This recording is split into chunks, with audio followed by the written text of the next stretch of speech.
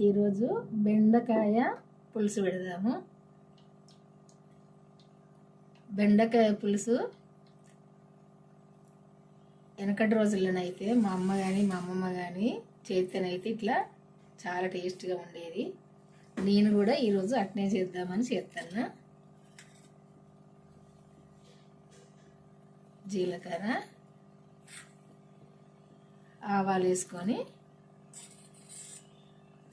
2 ఎండుమిర్చి వేసుకోవాలి. ఇదిగో ఈ ఉల్లి బొద్దులతోటి చేద్దాము. ఎందుకంటే ఈ ఉల్లి బొద్దులతోటే వండేవాళ్ళు చాలా కమ్మగా ఉండేది. ఇవి ఉల్లి కాడలు ఉంటాయి కదా, ఆ కాడలకు ఉంటాయి కదా చిన్నగా గడ్డల్లాగా ఉల్లిగడ్డలు, అదే ఇది ఉల్లినారు పెడితే ఇట్లా బొద్దులు చిన్నగా ఊరుతాయి. ఈ ఉల్లి బొద్దులతోటి ఈరోజు బెండకాయ సూప్ పెడతా, అదే పులుసు, చింతపండు పులుసు. ఇట్లా వండితేనైతే చాలా కమ్మగా ఉండేది ఆ రోజుల్లో. అందుకే ఈ రోజుల్లో నేను కూడా వాటిని వండుదామని వండుతాను. తాలింపు వేగంగానే వేసుకున్నాను. పసుపు వేసుకుందాం ఇప్పుడు.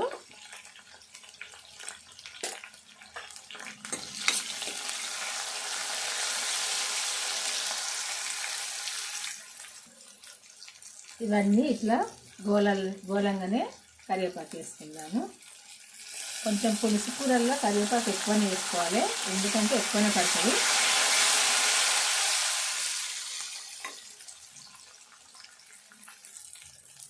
ఇప్పుడు కొంచెము మెంతి కూర వేసుకోవాలి. ఈ తాలింపు ఇట్లా వేగినాక ఇప్పుడు బెండకాయ ముక్కలు వేసుకుందాము.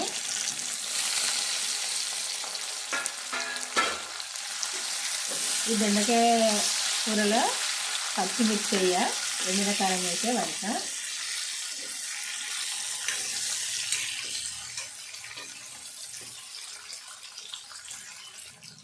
ఇప్పుడు అల్లము వెల్లుల్లి పేస్ట్ వేసుకుందాము.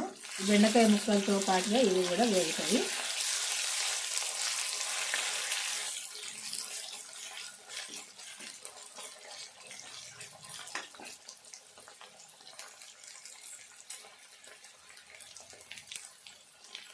ఇప్పుడు కారం వేసుకుందాము.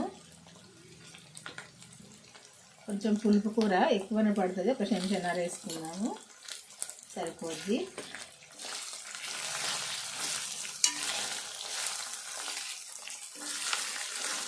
కారం కూడా ఇట్లా మంచిగా బెండకాయ ముక్కలతో పాటుగా గోలాలి. ఇట్లా వేగినప్పుడే మంచిగా ఉంటుంది. ముక్కలన్నీ ఇట్లా ఫ్రై అయితే మంచిగా ఉంటుంది, మంచిగా ఫ్రై కావాలి. ఇప్పుడు సాల్ట్ వేసుకుందాము, ఒక 2 చెంచాలు. ఎందుకంటే ఇది చింతపండు సూప్ కూర కాబట్టి ఎక్కువనే పడుతుంది. 2 చెంచాలు వేసిన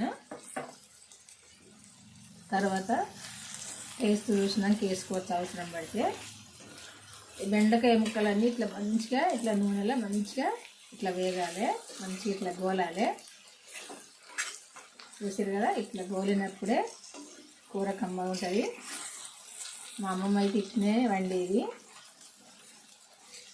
చాలాసేపు కట్టెల పొయ్యిలు కదా, చాలాసేపు పొయ్యి కడ కూడా అయితే ఇట్లా వండేది. మంచిగా అన్ని ముక్కలు గోలేదాకా చూసి వండేది. ఇట్లా గోలినాక ఇప్పుడు చింతపండు సూపు పోసుకుందాము. మన పులుపుకు తగినట్టు పోసుకుంటే అయిపోద్ది. మనము అందరూ ఒక్కలాగా తినం కదా.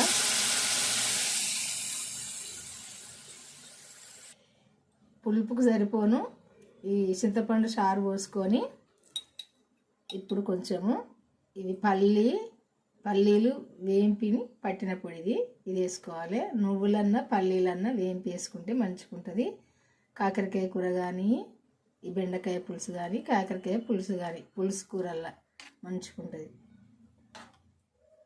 పల్లీలు నేను ఇట్లా పట్టి పెడతా, వేంపుకొని అవసరం ఉన్నప్పుడు వేస్తా.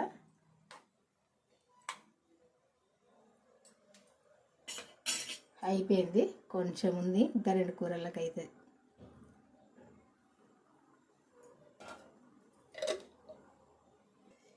ఇది మెంతులు జీలకర్ర పొడి, ఇది కూడా వేంపి ఇట్లా పట్టుకొని పెడతా. ఎందుకంటే ఎప్పుడైనా అప్పుడప్పుడు ఏం చేయలేం కదా, ఇప్పుడు ఒకసారి. కానీ ఇది కూడా కొంచెం వేసుకుందాము. ఈ చారు కూరలు ఏదండినా, ఆలుగడ్డ సూప్ అయినా, ఈ బెండకాయ సూప్ అయినా, కాకరకాయ సూప్ అయినా ఈ మెంతులు జీలకర్ర కూడా అవసరము. అందుకే ఇట్లా తయారు చేసి అయితే పెట్టుకుంటా ఫస్టే నేను. ఇదంతా కలుపుకొని కొద్దిసేపు ఉడికినాక వేంపిన ధనియాల పొడి వేసుకొని కొత్తిమీర వేసుకోవాలి. కూర అయితే సూపర్ అంటే సూపర్ ఉంటుంది.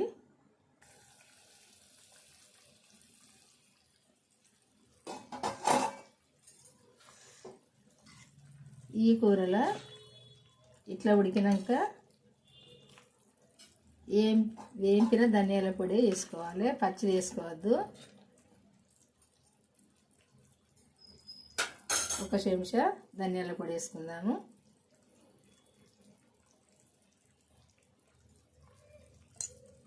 అట్లే కొత్తిమీర కూడా వేసుకుందాము.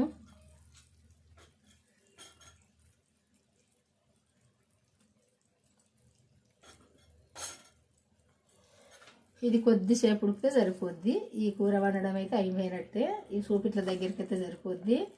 ఇది చల్లగా అయిందంటే ఇంకా దగ్గరికి వస్తుంది. మరీ దగ్గరికి వస్తే పుల్లగా అవుతుంది. ఇట్లనే ఉండాలి సూపు. మరి చిక్కగా అయితే ఎక్కువ పుల్లగా అయిపోద్ది.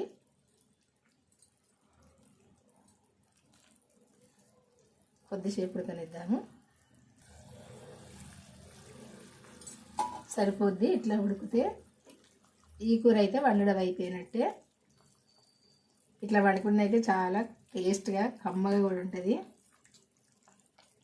మా అమ్మ కానీ మా అమ్మమ్మ కానీ ఇట్నే వండేది. మేము చిన్నప్పుడు అయితే మంచిగా ఉండేది, ఇట్లా టేస్ట్గా కమ్మగా.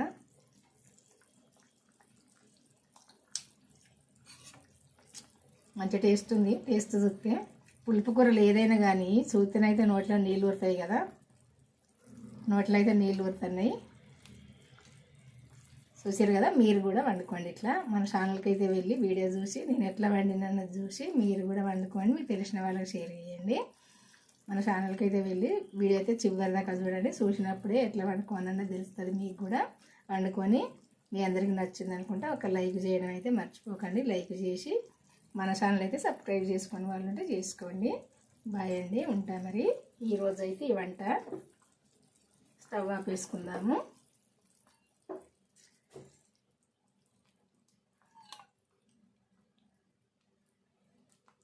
చూసారు కదా కూర.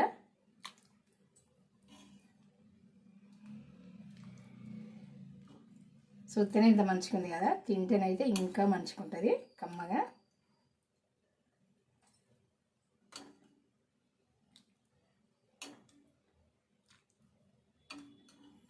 బాయ్ మరి, ఉంటా.